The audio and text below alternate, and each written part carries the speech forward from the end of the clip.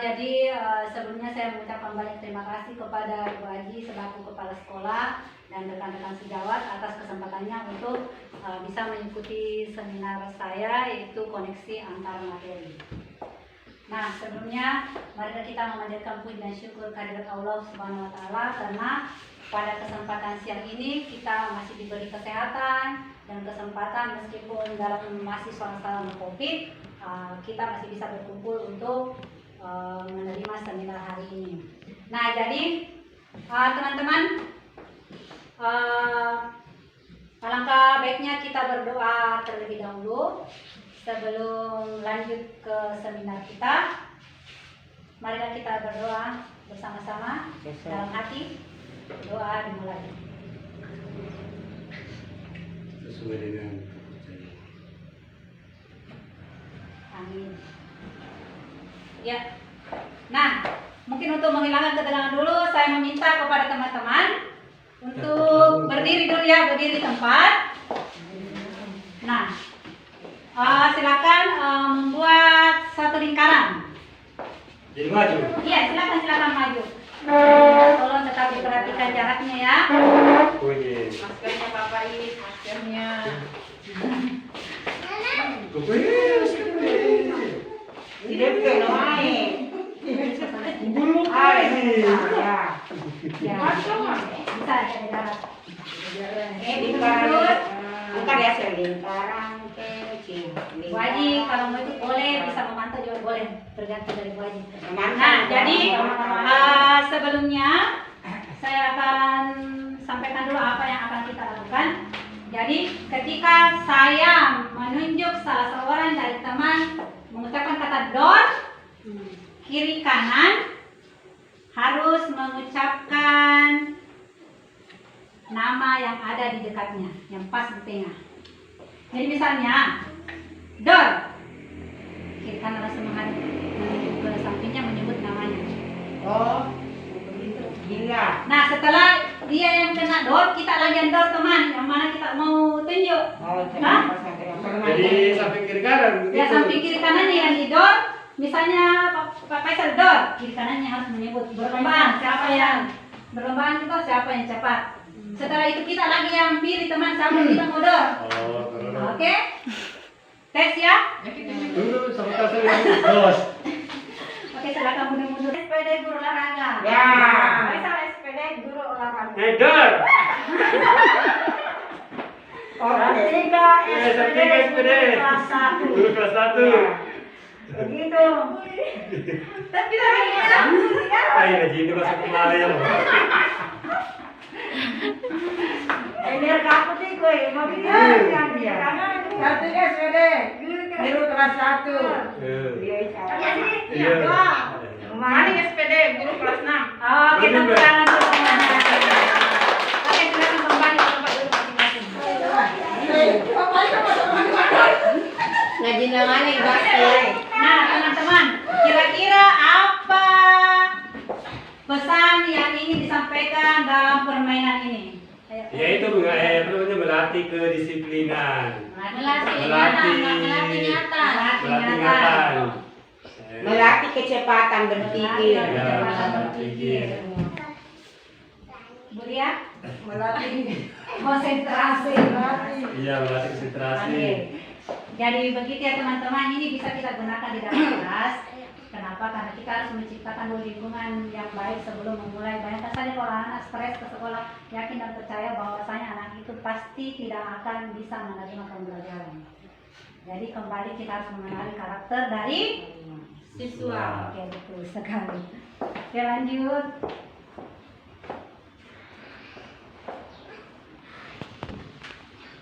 Pegang baca statement.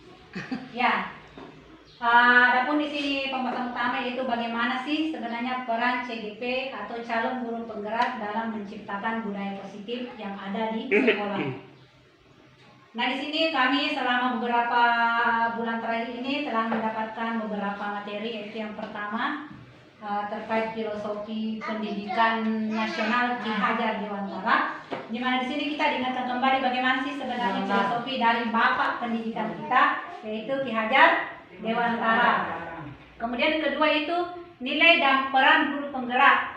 Apa sih nilai dan peran dari guru penggerak? Sebenarnya di sini bukan cuma guru penggerak, tapi kita semua sebagai guru. Nah, terakhir itu ada visi guru penggerak. Jadi kami di sini dari calon guru penggerak itu memiliki visi yang harus kami capai, dan insya Allah dengan adanya kerjasama dari teman-teman dan kepala sekolah juga bisa mencapai itu insya Allah. Nah, disinilah dari ketiga materi ini digabungkan menjadi suatu yang harus dilakukan di dalam sekolah untuk menimbulkan atau menumbuhkan yang namanya budaya positif.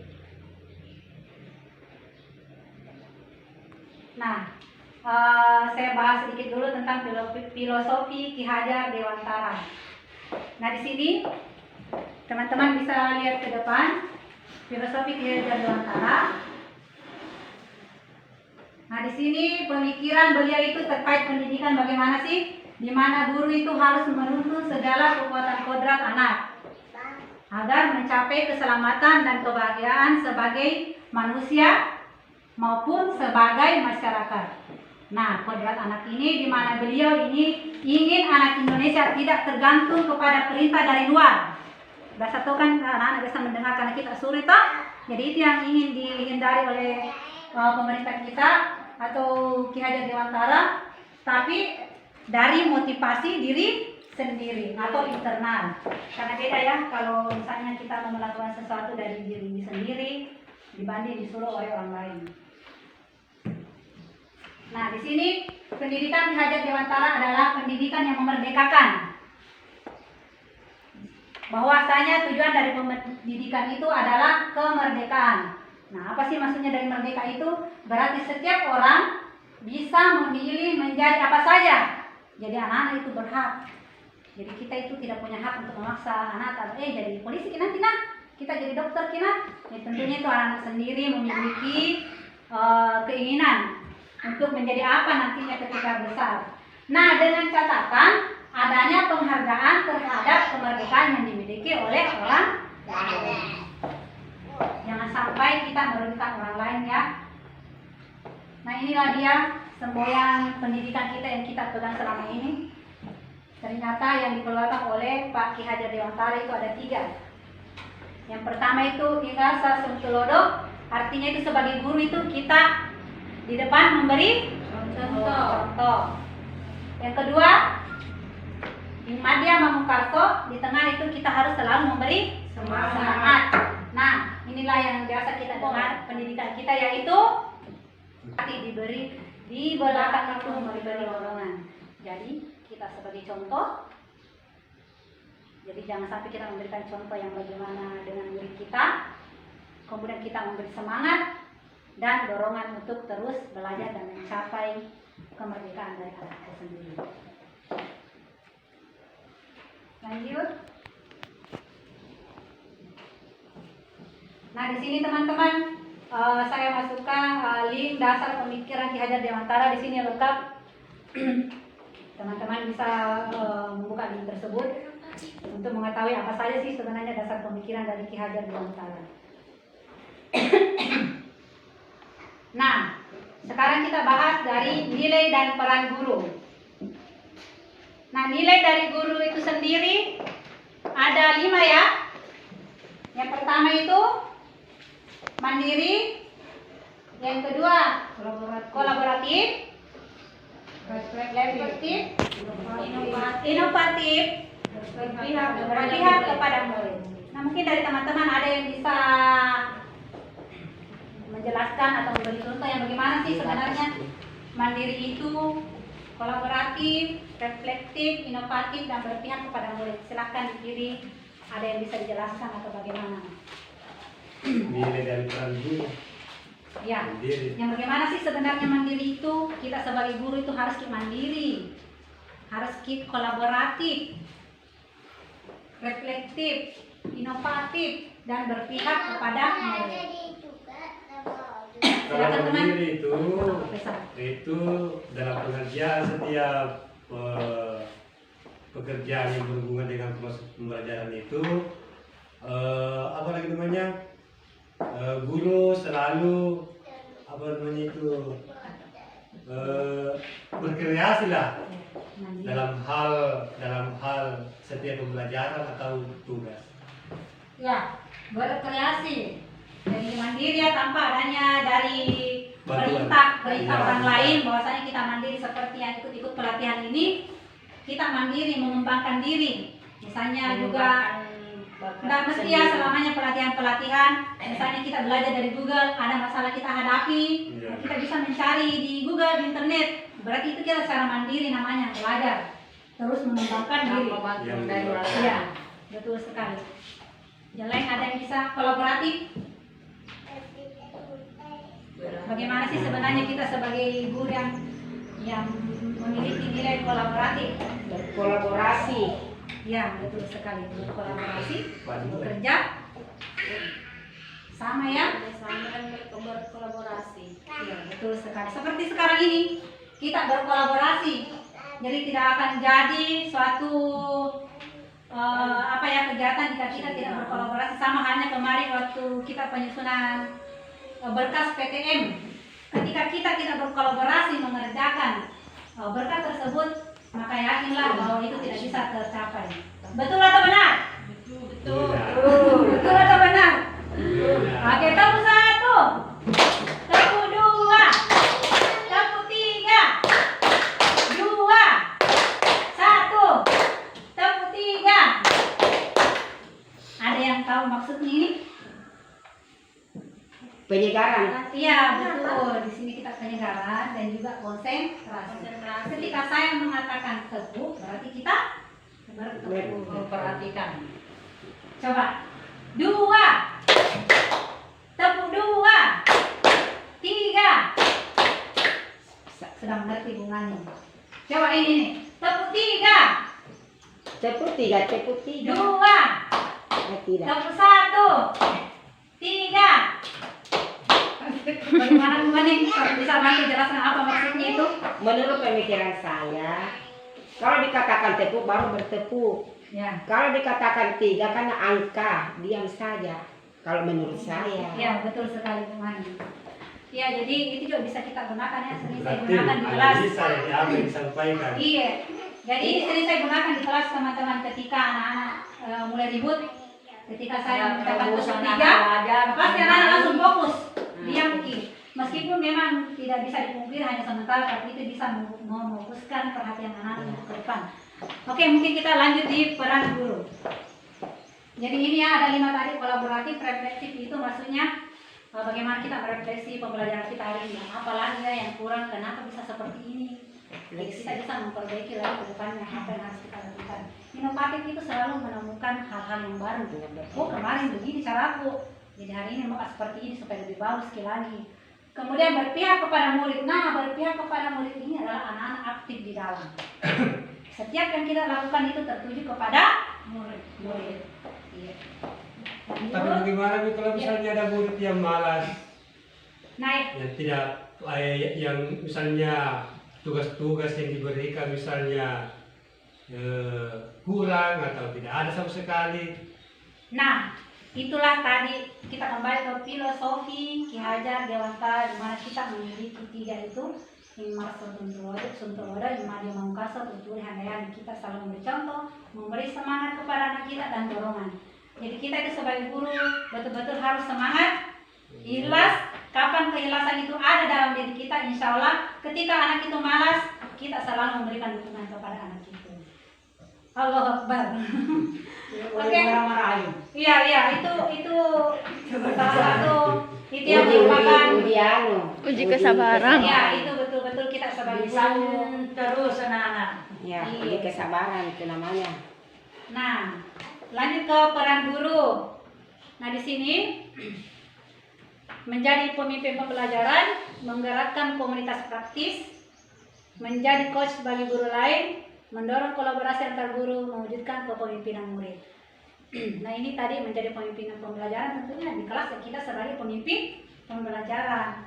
Kemudian kedua, menggerakkan komunitas praktis. Nah, ini yang kemarin yang sudah kita bahas ya, adanya komunitas praktis yang ada di sekolah. Kemudian menjadi coach bagi guru lain. Nah, ini sudah termasuk menjadi coach. Misalnya ada yang kita tahu Bisa dalam resmi seperti ini, bisa saat kita duduk bersama, tanya jawab, ada apa? Oh, saya punya begini, bagus kalau seperti ini. Kita saling membantu. Mendorong kolaborasi antar guru. Nah ini kita selalu mendorong bagaimana kita selalu bekerja sama dalam lingkungan sekolah. Betul sekali.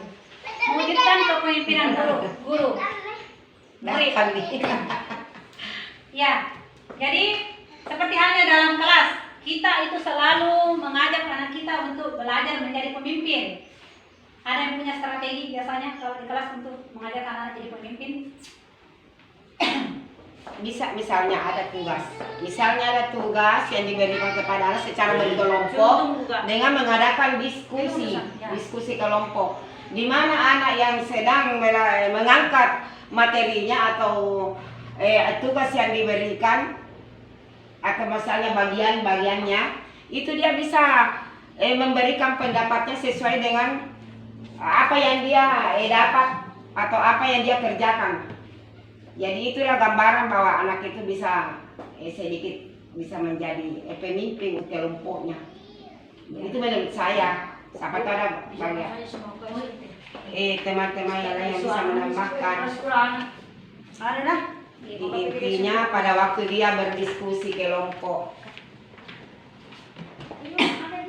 Ya betul ya. Bahwasanya ini kita selalu melatih anak-anak untuk menjadi pemimpin, misalnya dalam diskusi seperti yang dibahasakan tadi Bu Mani. Anak itu harus berani tampil ke depan untuk mempresentasikan seperti itu ya Bu ya. Iya. Ya. Maksudnya itu. Iya. Bagaimana teman yang lain?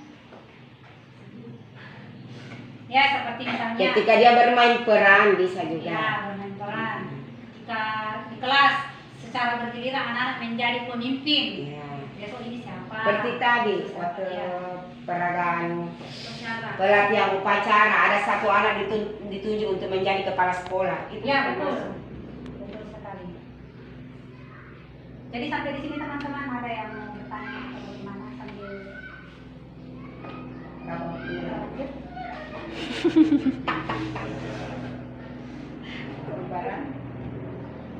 Oke kita lanjut ya. Lanjut. Nah di sini saya memiliki visi guru penggerak,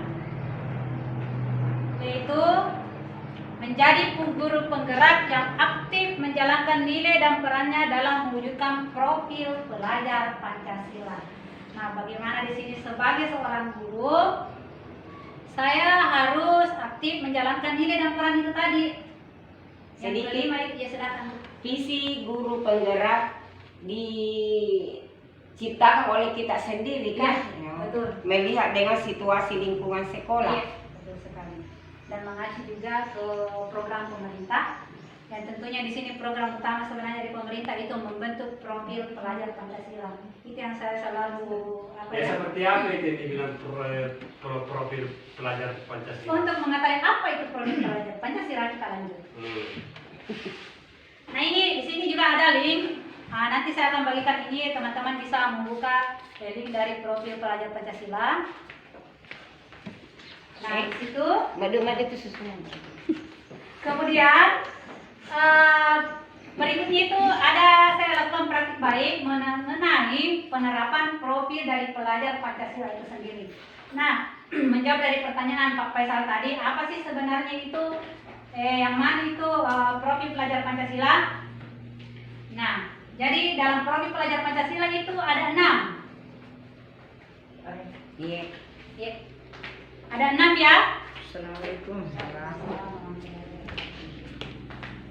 Jadi yang pertama itu beriman, bertakwa kepada Tuhan yang Maha Esa dan berakhlak mulia. Yang kedua mandiri, ketiga bergotong royong, keempat berkebinekaan global, yang kelima bernalar kritis, yang keenam kreatif. Inilah sebenarnya yang menjadi tujuan utama dari pendidikan negara kita sekarang ini. Makanya kita dari guru penggerak ini betul-betul diajarkan apa sebenarnya profil pelajar Pancasila itu. Inilah kelimanya. Nah, lanjut. Tentunya dari keenam ya, kalimat 6 ya, ini memiliki kaitan yang sangat erat. Teman-teman bisa perhatikan. Nah, keenam dimensi ini perlu dilihat sebagai satu buah kesatuan yang tidak terpisahkan. Kenapa seperti itu? Apabila satu dimensi ditiadakan, maka profil ini akan menjadi tidak bermakna. Kenapa? Sebagai contoh, ketika seorang pelajar Apa poin nomor 1 kali itu? Beriman. bertakwa kepada Tuhan yang Maha Esa dan berakhlak mulia. Sebagai contoh, ketika seseorang pelajar perlu mengeluarkan ide yang baru dan original untuk memecahkan masalah. Diperlukan juga kemampuan bernalar kritis untuk menilai permasalahan yang ada. Nah, solusi yang dihasilkan juga perlu mempertimbangkan akhlak. Jadi sekali lagi kita kembali ke akhlak kepada makhluk lainnya yang dapat dimunculkan dari dimensi beriman, bertakwa kepada Tuhan yang Maha Esa dan berakhlak mulia. Nah, dalam mewujudkan solusinya, ia pun perlu melibatkan orang lain. Nah, di sini tadi kegotong royongan. Sebagai manusia tentunya kita tidak bisa hidup sendiri ya. Nah, tetap selain itu kita harus saling menghargai keragaman yang ada. Nah, inilah berkebinekaan global.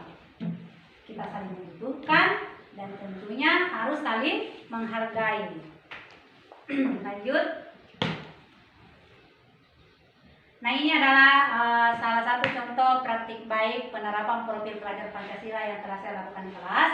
Nah, di sini terkait yang pertama tadi bertakwa dan beriman kepada Tuhan yang Maha Esa dan berakhlak mulia. Teman-teman bisa. Ini pencerminan di ruang kita. Ada ada musalah kecil di kelas. Ya. Ini ada musiknya nih teman-teman, mana yang suaranya?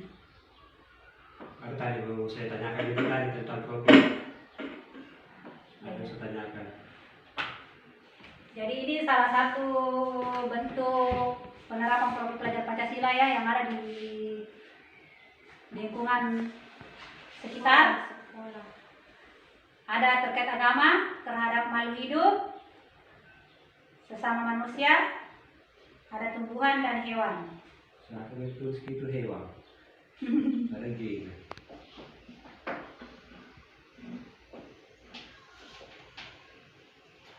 Mana ini suaranya?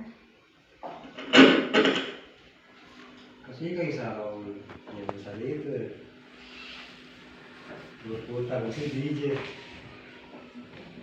Ya, jadi itu salah satu bentuk penerapan profil Pancasila ya. Dan adapun di kelas itu saya membuat suatu musalah ini. Jadi teman-teman bisa lihat ke sini. Ini salah satu contoh ya bagaimana praktik baik yang bisa kita lakukan di kelas. Nah, ini bisa dimanfaatkan oleh anak kita terkait keagamaan.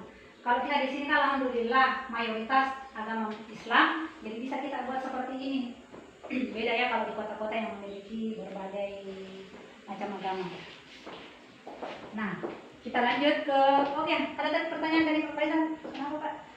Itu tadi kembali ke tadi yang profil pelajar Pancasila. Nah, ini masalah apa tadi ini masalah kegotong royongan barangkali. Ya. Atau masalah berbinekahan global. Ini masalah kegotong royongan. Manakala kita itu mendapatkan suatu atau seseorang atau taruh misalnya ada siswa, kita mendapatkan dalam satu kelompok itu kan setiap anak itu beda karakternya. Ya. Nah, manakala kita itu mendapatkan anak yang egois lah ceritanya begitu, tidak mau bekerja sama sama teman yang lain, bagaimana cara memberikan solusi kalau kita dapatkan seperti ini? Menghadapi anak yang egois. Iya. Ya. Nah, dia kan egois. Bagaimana kita memberi solusinya bagaimana kalau menghadapi seperti itu? Menghadapi anak yang egois. Teman-teman ada yang bisa membantu? Kembali barangkali pada materi yang sebelumnya disampaikan oleh Ibu Muhra tentang bagaimana seorang guru berada di garda terdepan untuk memberikan contoh kepada muridnya. Disinilah peran aktifnya seorang guru di kelas untuk memberikan nasihat atau contoh-contoh yang diperlukan oleh anak itu supaya anak tersebut bisa berubah. Contoh-contoh baik, misalnya ya seperti inilah buktinya, diberikan diberikan semacam nasihat, pengalaman, supaya atau pandangan maksud saya pandangan agar supaya itu anak bisa sedikit demi sedikit sifat egoisnya itu bisa berubah. Menurut saya begitu saja. Ya oke lah kalau seperti itu kalau bagi anak-anak. Tadi dari jawaban Mani. Ya, oke lah kalau seperti itu. Ini kan tadi kalau saya tadi cermati jawabannya itu kan untuk anak-anak kan. Iya, anak-anak. Nah, bagaimana saya tadi mau seperti itu. Bagaimana misalnya kalau kita saudara kita atau teman-teman misalnya tuh. Nah, karena kita tahu kan setiap sifat itu beda-beda. Iya. Nah, ada itu yang cepat itu merespon, ya. Tetapi juga ada yang itu cepat ketersinggung seperti itu juga. Tidak mau mengalah. Padahal nyata-nyata seumpama dia itu salah, ngotot benar. Nah, kembali saya tidak memotong pembicaraan. Kembali kalau misalnya ke orang dewasa yang seperti itu tadi kan untuk anak-anak. Iya. Bagi orang dewasa, menurut saya karena kita sebagai seorang guru, kita memberikan contoh-contoh yang positif lah kepada teman-teman atau rekan sejawat yang artinya mempunyai sifat egois tersebut. Contoh-contoh yang tidak bagaimana yang artinya contoh-contoh yang positif, kata-kata yang bijak, supaya dia bisa menyadari dirinya. Karena kalau kan orang besar itu susah nih untuk memperbaiki dirinya. Tidak sama anak-anak yang masih kertas putih, bisa kita merubahnya. Kalau orang sudah dewasa, rekan sejawat yang mempunyai sifat seperti itu, saya kira itu susah untuk diberikan pengertian. Jadi kita sebagai seorang guru harusnya hanya bisa memberikan. Ya, terima kasih atas tanggapan dari Bu Mani menjawab dari pertanyaan dari Pak Faisal. Betul sekali ya, bahwa kita lagi sebagai guru harus berpatokan kepada semua yang pendidikan kita. Jadi yang tiga tadi ya, depan memberi contoh, tengah memberi semangat, di belakang memberi dorongan. Oke, lanjut. Oh, itu tadi berdasarkan kertas kosong, anak-anak itu kertas kosong, teman-teman. Dari Ki Hajar Dewantara di sini mengatakan bahwasanya anak itu bukan tabula rasa. Ya. Bahwasanya itu sebenarnya itu anak kertas yang kosong, tapi sebenarnya itu anak-anak tidak kosong. Sudah ada dasar dimiliki sama anak. Kita bisa bagaimana sebagai guru betul membentuk karakter anak kita itu. Yang baik semakin baik, yang buruk kita bisa arahkan menjadi baik. Ya, betul sekali Bu. Nah, kita ke budaya positif. Nah, inilah yang akan kita terapkan di sekolah kita. Apa sih sebenarnya budaya positif itu? Nah, budaya positif adalah sekumpulan nilai yang melandasi perilaku, tradisi, kebiasaan yang dilakukan oleh guru, murid, dan semua orang yang berada di lingkungan sekolah. Itulah budaya positif. Nilai-nilai ya. Nah, apa sebenarnya tujuan budaya positif itu? Yaitu untuk menumbuhkan karakter anak. Di mana hal yang menjadi tujuan utama bagi pendidik adalah membentuk karakter anak. Dalam hal ini sebagai pamong kita ya, sebagai pamong memiliki peranan untuk menuntun anak menjadi pribadi yang bertanggung jawab. Jadi tadi tugas kita bagaimana menciptakan anak menjadi memiliki karakter, profil, pelajar, Pancasila. Ada berapa tadi itu? Nah, ya ada 6. Itulah tugas kita ya sebagai guru. Nah, seperti yang dikatakan lagi oleh Bapak Pendidikan kita Ki Hajar Dewantara, kita ambil perbandingan dengan tumbuhan seorang petani. Ini hakikatnya sama dengan kewajiban kita sebagai seorang pendidik. Di mana yang menanam padi itu hanya dapat menuntun tumbuhnya padi, namun tidak bisa untuk menjadi rambutan kah atau menjadi langsar kan? Nah, apa sih perannya petani? Dia cuma dapat memperbaiki kondisi tanahnya, memelihara jamur yang mengganggu tanaman padi dan lain sebagainya. Nah, seperti itulah juga kita sebagai guru. Kita hanya bisa menuntun anak kita. Nah, lanjut. Disiplin positif. Nah, apa sih disiplin positif itu? Nah, disiplin positif itu berasal dari bahasa Latin, yaitu disiplina yang artinya belajar. Makna dari belajar itu sendiri yaitu dengan disiplin dari diri murid. Secara murid Socrates dan Plato ini adalah penemu-penemu ya.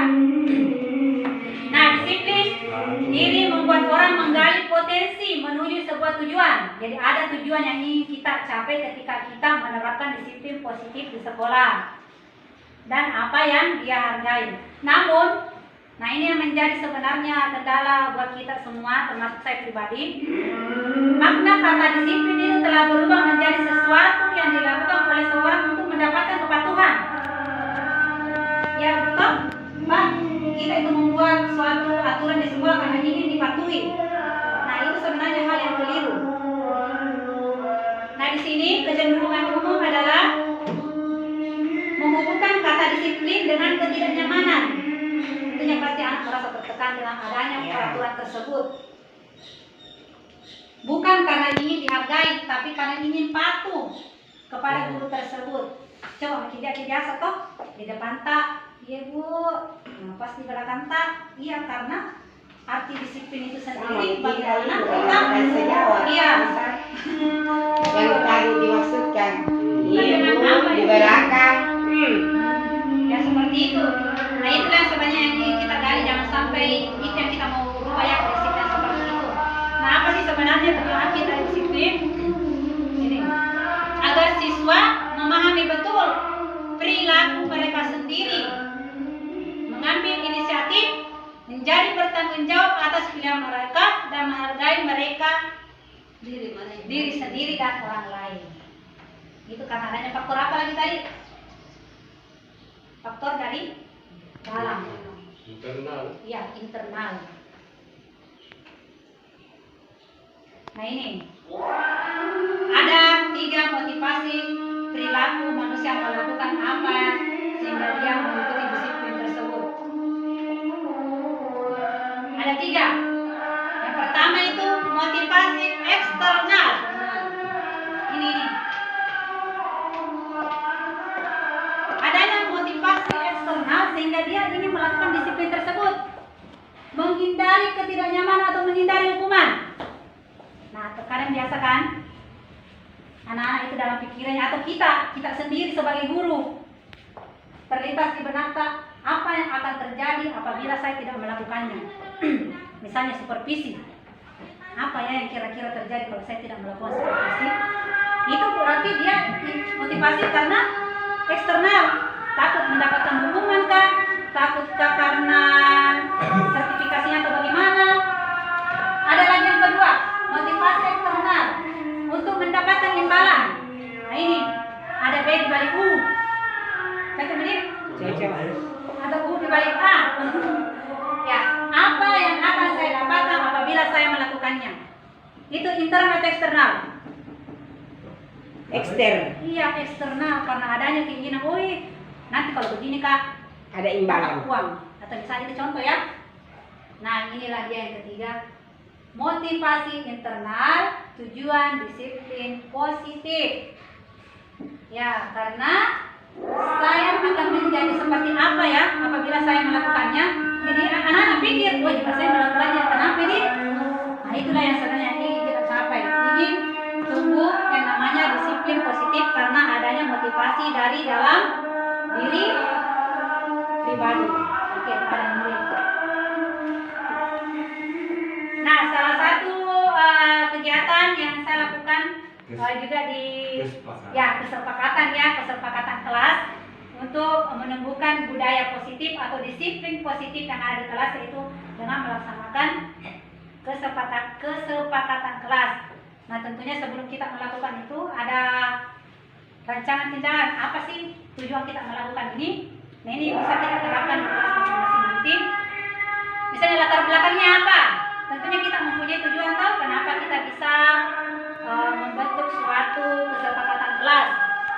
Seperti ini latar belakangnya. Dalam penerapan budaya positif ini, guru harus mampu menjadi teladan atau contoh dan posisi kontrolnya untuk menekankan kepada tumbuhnya kesadaran dalam diri siswa. Ini kembali ke motivasi intrinsik, bukan karena adanya hukuman. Nah, melalui kesepakatan kelas diharapkan mampu memenuhi kebutuhannya secara positif. Ini yang melatar belakangnya. Karena kita dari guru sendiri ingin memberikan contoh itu dalam melakukan kesepakatan kelas. Apa sih tujuannya? Menumbuhkan rasa saling menghargai diri sendiri dan orang lain. Yang kedua, menumbuhkan tanggung jawab. Yang ketiga, kita harus konsisten dalam menjalani kesepakatan kelas. Dan terbentuklah suatu keyakinan kelas dari kesepakatan yang kita laksanakan. Nah, inilah prosesnya ketika saya mau melakukan kesepakatan kelas. Dan mungkin di sini kita akan praktekkan secara langsung bagaimana sih kita melakukan kesepakatan kelas. Jadi di sini ada sudah KRPP ini, Bu. Pak, KRPP. Jadi hal pertama yang saya lakukan sebelum membuat kesepakatan kelas yaitu mengajukan rencana kepada kepala sekolah untuk berkolaborasi dengan murid untuk membuat kesepakatan kelas. Jadi harus ada izin dulu. Kemudian ini luring, karena itu kan kemarin kita masih dalam suasana daring. Nah, di sini sebagai guru saat pelaksananya saya meyakinkan kepada anak-anak, menanyakan bagaimana sih kelas dan seperti apa yang anak-anak inginkan. Nah, seperti sekarang saya mau tanya kepada Bapak Ibu guru, diceritakan sebagai muridnya. Nah, anak-anakku, bagaimana sih sebenarnya impian anak-anak tentang kelas yang kita inginkan? Saya berpikir-pikir dulu. Ada modelnya. Nyaman. Kelasnya bersih, yang terutama.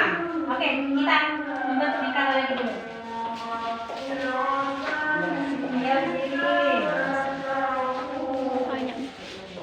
Tadi dikarat, tidak ada kesedihan, Pak. Boleh, selimpan, silakan selimpan.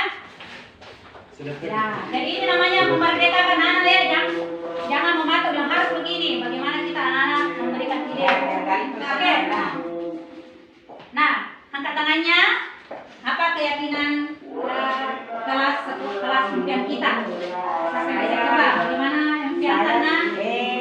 Kelasku harus bersih, Bu. Banyak gambar-gambar supaya cantik dilihat. Siapa lagi? Kelasku harus nyaman. Harus nyaman. Oke, yang lain harus apa? Impiannya bagaimana supaya anak-anak merasa nyaman di dalam kelas? Apa impian tak? Coba Nang Faisal. Ya, catnya Bu Guru itu harus Oh bagus, iya, temboknya. temboknya. Iya. Yang hilang. Bagaimana Nak? Gambar-gambarnya bagus. Banyak juga pantai. Gambar-gambarnya bagus. Gambar-gambarnya bagus. Nah, dari ide-ide anak tadi itu, Ibu kasih kesempatan untuk menuliskan kembali ke mejanya. Mau pilih warna apa? Silakan ambil di sini. Mau pilih warna apa? Yang mana kita mau? Kemudian tuliskan. Semuanya kayak ini. Satu mana? Satu pakai. Sebelum menulis tunggu arahan dari Ibu ya. Iya, Bu Guru. Oke. Apa ini? Ini dan terlalu banyak. Oke, semua sudah ada ya? Sini perbaiki. Nah, tadi anak-anakku telah menyebutkan semua impiannya. Nah, kira-kira apa yang akan kita lakukan agar semua yang kita impikan itu dapat tercapai? Nah, inilah yang nanti akan menjadi kesepakatan kelas kita. Harus apa? Bagaimana? Supaya mencapai Tulis. impian kita, ya silakan ditulis dan sudah silakan ditempel di papan tulis. Harus apa? Harus membersihkannya. Harus membersihkan, kelas harus bersih.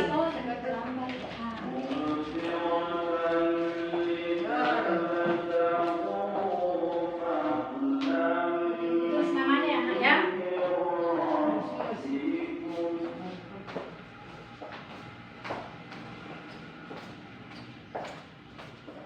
kira-kira apa ya yang bisa menjadi kesepakatan kelas kita agar apa yang kita impikan itu kelasnya menjadi kelas impian, kelas istanaku.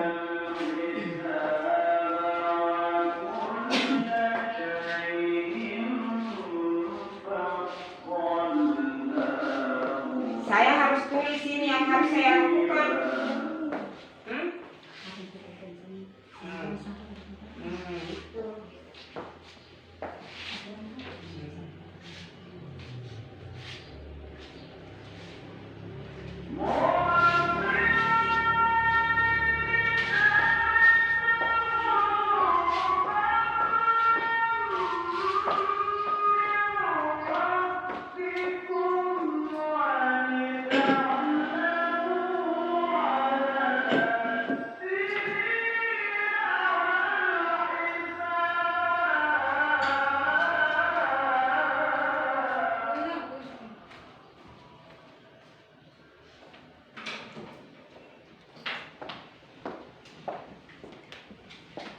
Tiga mo.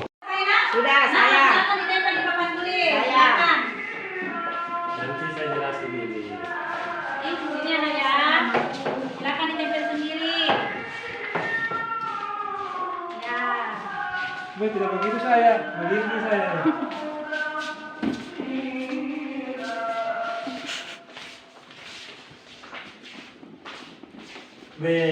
Apa lagi saya?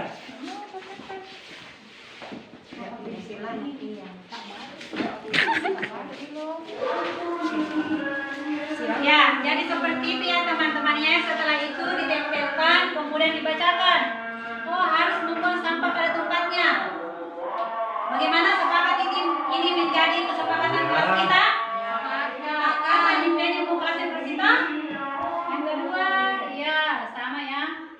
Membersihkan setiap hari dan membuang sampah pada tempatnya. Sepakat? Oke. Datang tepat waktu. Sepakat? Oke, sepakat. Mengumpulkan tugas. Ya, mengumpulkan tugas dengan tepat waktu. Bagaimana, sepakat? Tidak, Bu Guru. Kenapa nak? Kenapa? Karena itu bukan anu kebersihan kelas tak. Oh, jadi ternyata itu tadi tahuana ada teman yang mau di tepat waktu datang supaya berhasil supaya dicepai sama guru, jadi dia masukkan begitu. Bagaimana nak, sepakat kita dengan seperti itu? Iya, bisa. Oke. Nah, jadi begitu teman-teman ya. Setelah seperti ini prosesnya, nah kita bikin nih alat anak membuat seperti ini. Jadi ini contohnya ya. Kalau saya ini bikinnya saya gambar telapak tangan anak sendiri. Ini menyatakan pengganti tangan ya. Jadi semua siswa ada di sini, ada namanya. Berarti ini ceritanya anak-anak yang bikin, ini juga anak-anak yang kerja. Kecuali mungkin kelas 1 bisa dituntun ya, gurunya yang rem atau ngatur. Nah disinilah yang kesepakatan tadi yang telah disepakati bersama, ini dimasukkan di sini. Oke? Ada yang mau ditanyakan? Kita kembali ke posisi kita sebagai guru ya sekarang. Bisa dilaksanakan di kelas. Ya karena yang namanya kita dalam satu sekolah harus berkolaborasi. Ketika kita membuat satu aturan dan di kelas berikutnya tidak, maka yakinlah itu akan terputus. Ada beberapa hal di sini. Yang pertama di sini yang saya sepakati bersama teman itu 2 ST. Salam, salim, dan tabe. Ini adalah kearifan lokal kita yang harus kita tumbuhkan ke anak kita. Bagaimana yang pentingnya? Salim, salam, tabe. Jadi ini adalah budaya kita sebagai orang Bugis, budaya tabe. Saya lihat anak sekarang itu masih Bisa itu juga ini. menumbuhkan karakter. Iya betul. Karena itu yang utama kita dalam menumbuhkan karakter anak. Kembali lagi ke profil pelajar Pancasila. Tapi mesti ini juga Bu Guru harus bekerja sama orang tua, bukan cuma guru saja yang mengarahkan anak seperti itu, tetapi juga orang tua juga berperan penting di sini. Ya, makanya saya manfaatkan sekali yang namanya WA grup kelas selama daring.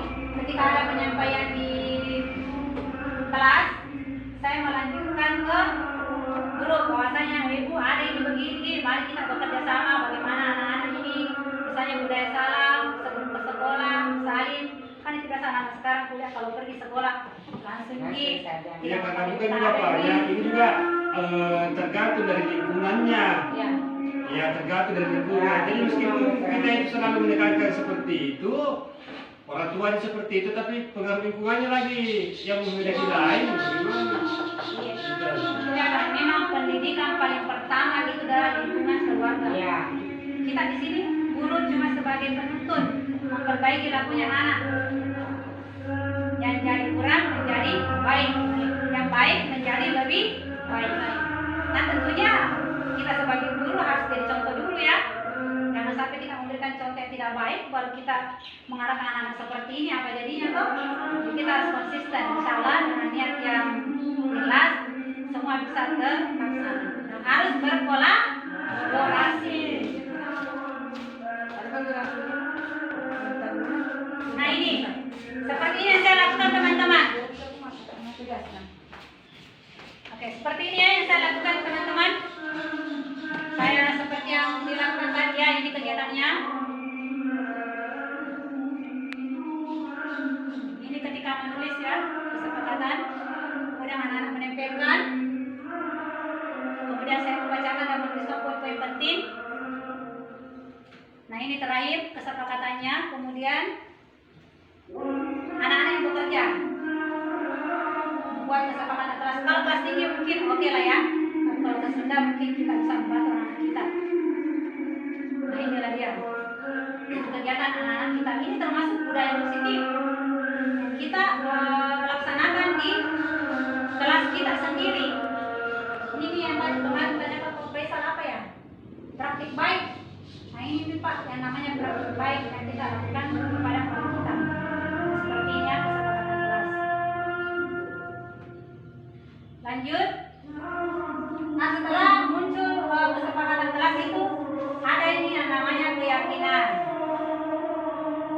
Ada namanya hukuman. Ada sanksi, apakah dia termasuk sanksi atau konsekuensi. Kita masuk dulu ke keyakinan kelas. Keyakinan kelas itu bersifat abstrak. Misalnya seperti tadi membuang sampah pada tempat itu termasuk apa itu? Karakter apa itu? Tanggung jawab. Ya. Jadi seperti itu ya karakter-karakter seperti itu yang akan muncul setelah kita membuat kesepakatan kelas, tentunya karakter yang positif. Kalau keyakinan kan bersifat abstrak, kalau yang kesepakatan sudah konkretnya nih. Yang kedua, keyakinan kelas berupa pernyataan universal. Kayak kerjasama itu kan universal itu universal. Umum. Nah, ini keyakinan kelas senantiasa dibuat dalam bentuk positif. Hendaknya tidak terlalu banyak. Jangan terlalu banyak. Kenapa? Supaya itu anak-anak mudah mengingatnya. Nah, dalam keyakinan kelas itu harus diterapkan, jangan asal dipajang ya. Jadi kita harus konsisten sebagai guru menerapkan kesepakatan kelas kita. Nah, semua kelas harus berkontribusi. Kemudian bersedia meninjau kembali keyakinan kelas dari waktu ke waktu. Jadi ini enggak patut ini. Bisa saja kita melihat lagi ada fenomena-fenomena baru, nah bisa kita diskusikan kembali. Nah, seperti ini. Bagaimana ini kira-kira teman? Ini ada peraturan.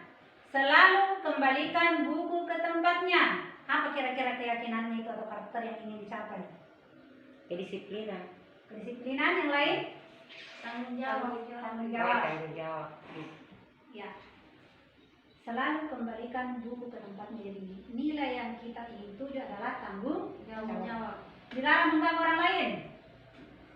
Terkait tentang apa itu?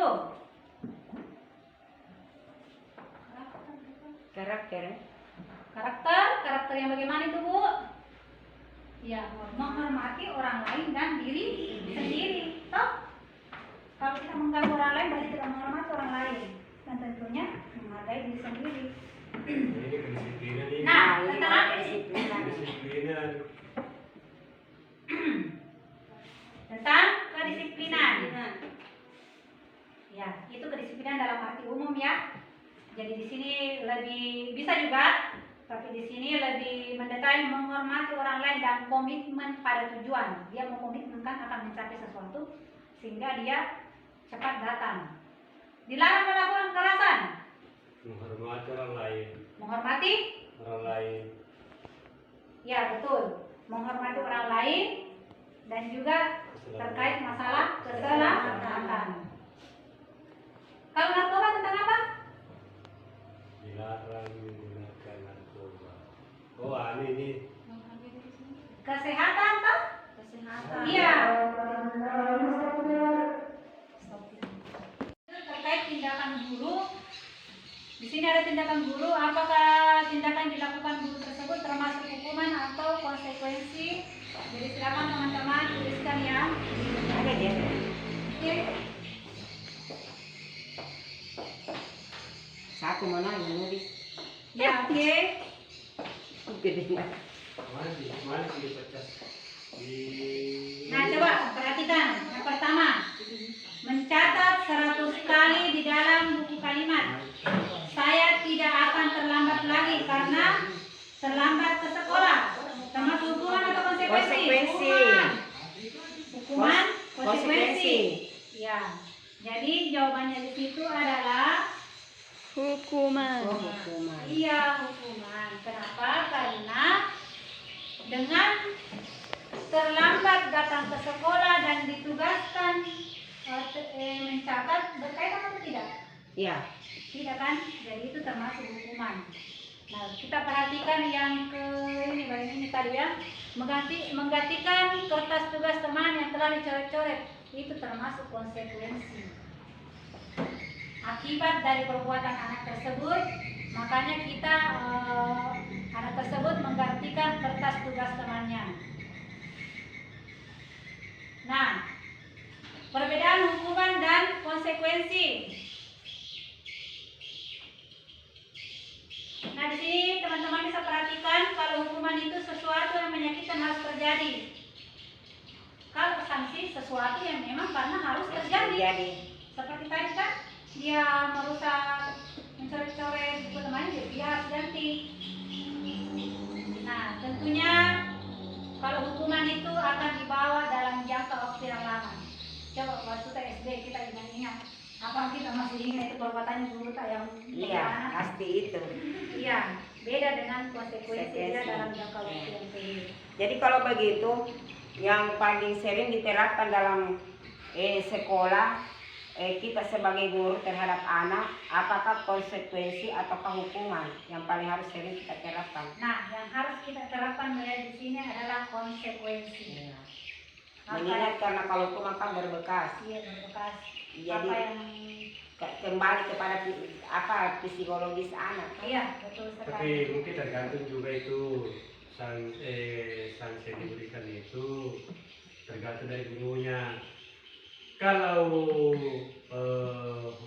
kalau misalnya hukuman yang diberikan misalnya hukuman yang membuat anak jerah, yang penting jangan dipukul. Seperti misalnya dalam hal pelajaran saya itu seperti misalnya lari keliling atau jalan jongkok. Ya, Seperti itu saya. seperti tadi ini ya, betul ya Profesor. Jadi kalau memang ada kaitannya, seperti ini misalnya terakhir, lari mengelilingi lapangan basket 2 kali karena terlambat 10 menit Ya. untuk pelajaran olahraga. Nah ini sudah termasuk konsekuensi ini. Karena memang sudah sesuai ya. Apa Tapi yang- kalau antara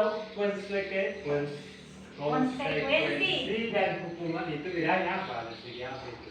kalau hukuman itu seperti ini misalnya yang nomor 3, murid diminta untuk push up Sifatnya karena anu kalau tidak hukuman. menggunakan masker. Ada kaitannya tidak push up dengan menggunakan masker?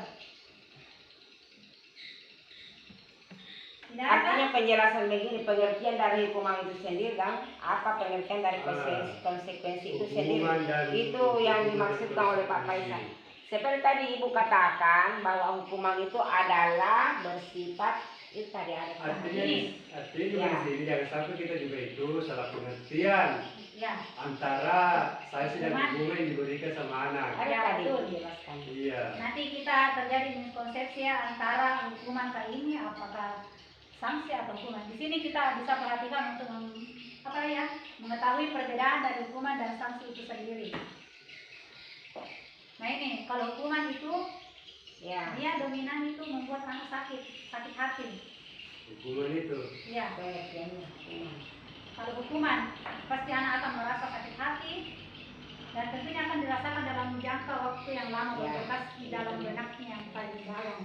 Kemudian kalau yang konsekuensi itu membuat anak merasa tidak nyaman dalam jangka waktu yang pendek karena dia betul-betul merasa oh iya Saya salah. ini karena saya yang salah.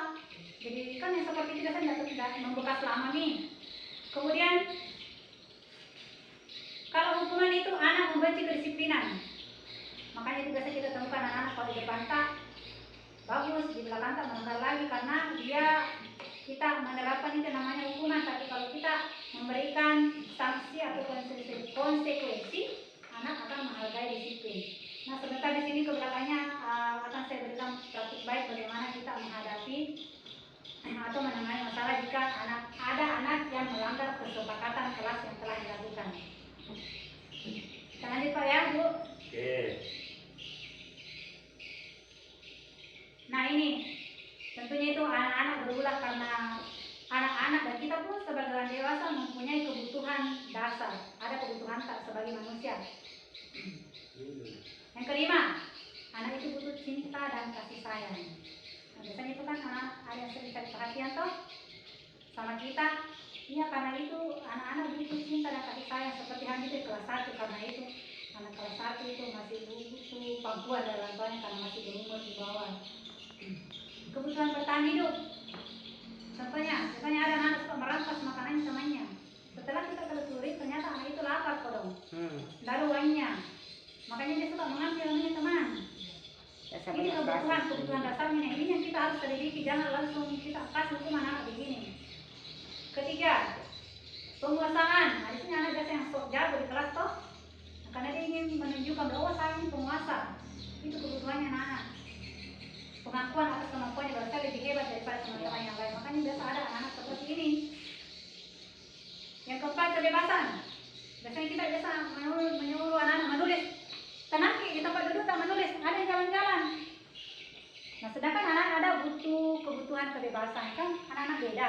Ada yang kinestetik, ada audio, dan ada visual. Kalau kinestetik itu yang bergerak pakai saya. Kalau audio itu yang mendengar baru mengerti. Kalau visual nanti melihat begini baru mengerti. Kemudian ada kesenangan. Merasa senang kalau ganggu temannya, jahil ki.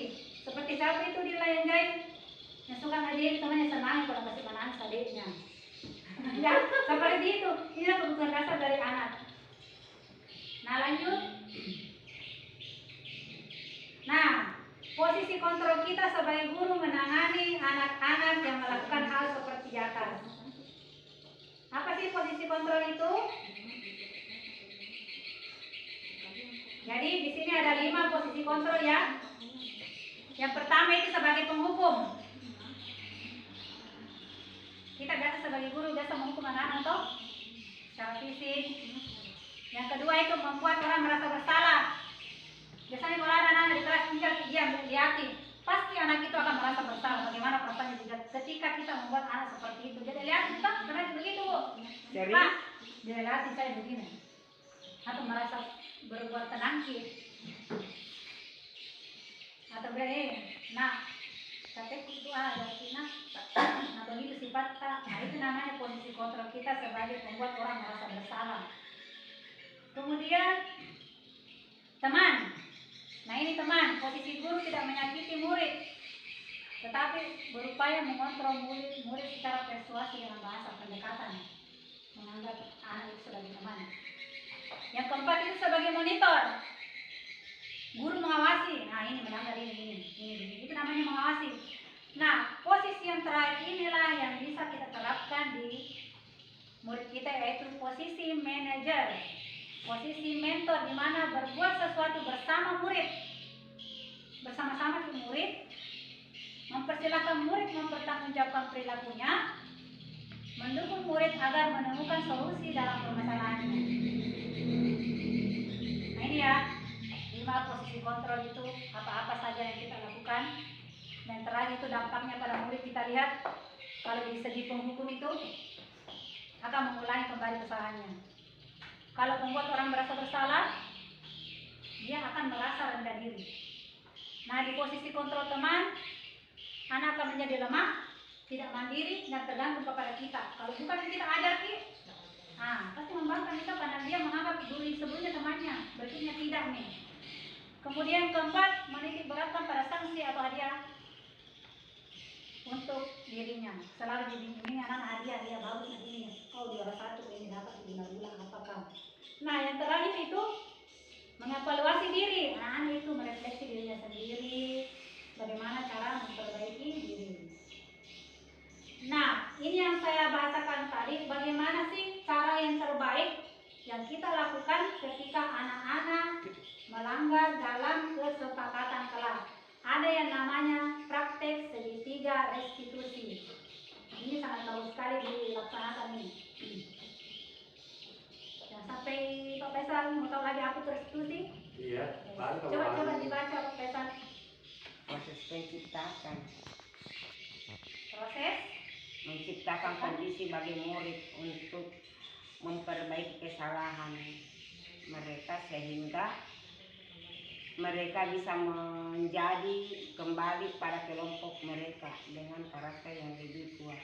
ya. Apakah restitusi ini masuk dalam apakah denda masuk dalam kategori restitusi? Ya. Denda pada anak.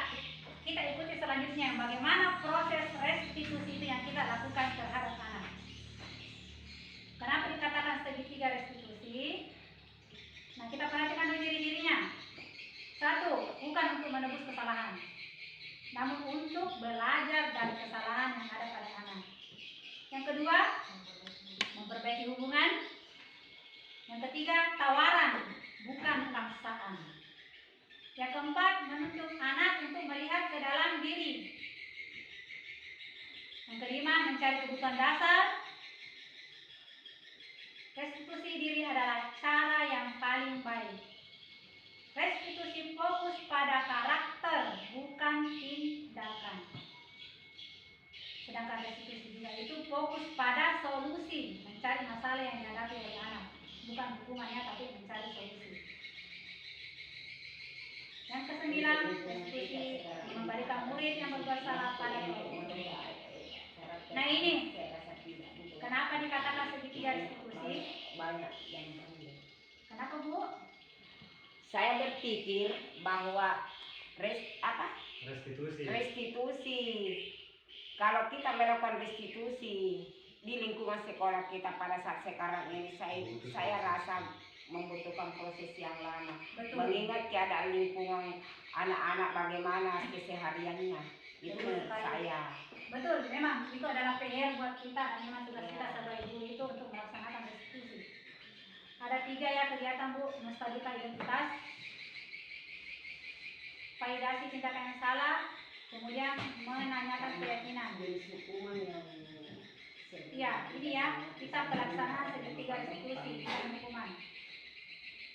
Nah di sini ada praktik segitiga restitusi untuk supaya teman lebih memahami yang bagaimana sih sebenarnya praktik segitiga restitusi ini.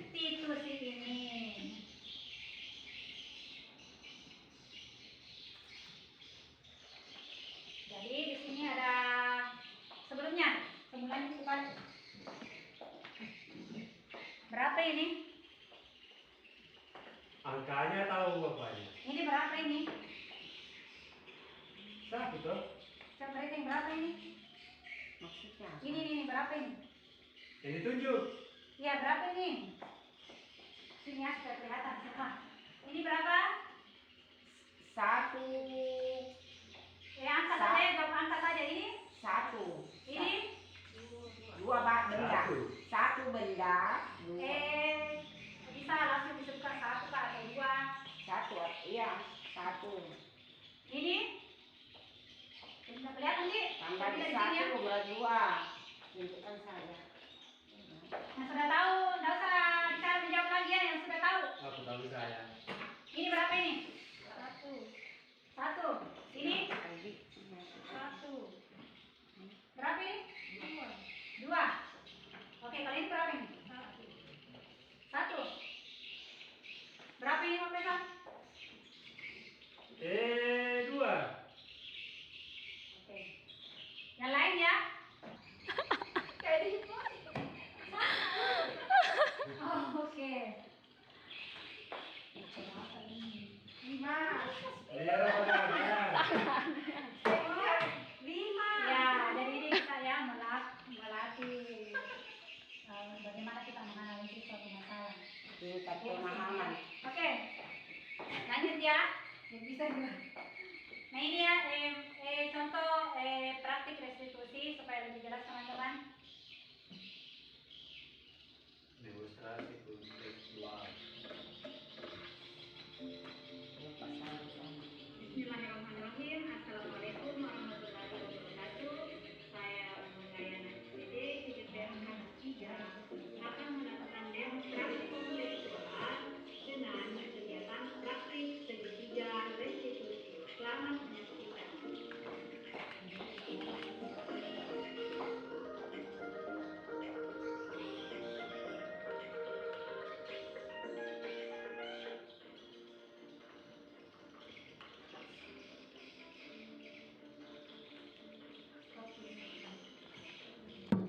Di dalam kelas langsung lari, yang kedua saat makan di kelas.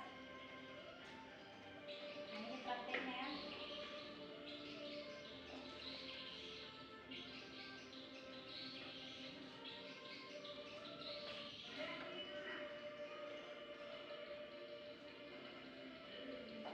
Nah, sekarang ini.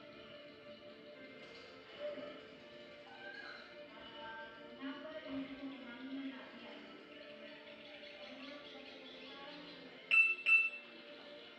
Robin. Jadi ada referensi pelaksanaan eksekusi yang kita panggil anak-anak yang bermasalah.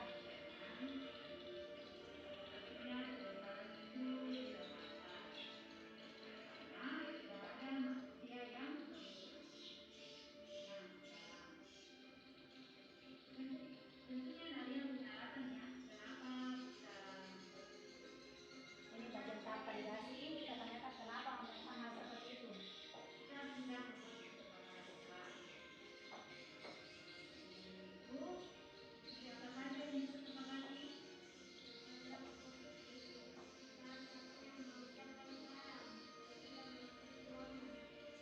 Apakah kalian meyakini kesepakatan kita? Jika kalian meyakininya, apakah kalian bersedia memperbaikinya? Jika kalian memperbaikinya, berarti hal ini menunjukkan apa kepada kalian? Jadi anak sendiri sih yang mengungkapkan bahwasanya kalau masuk ibu harus diberi salam. Apa rencana kalian?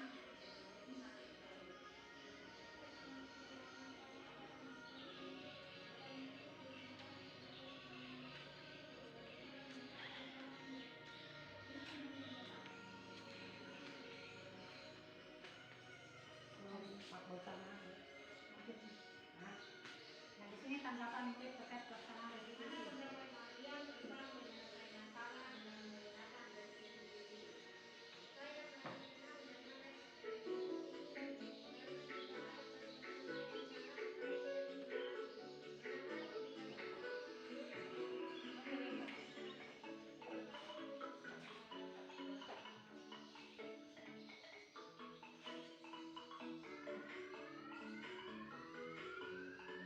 Ya jadi begitu ya pelaksanaan dari segitiga restitusi di mana kita memanggil baik-baik anak itu di Jakarta.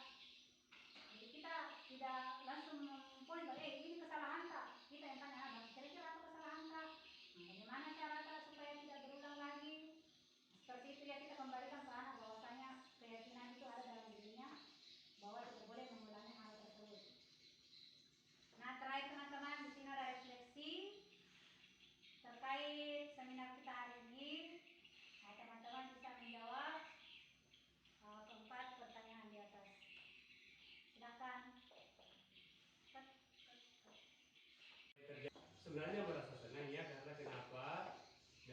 diadakannya apa namanya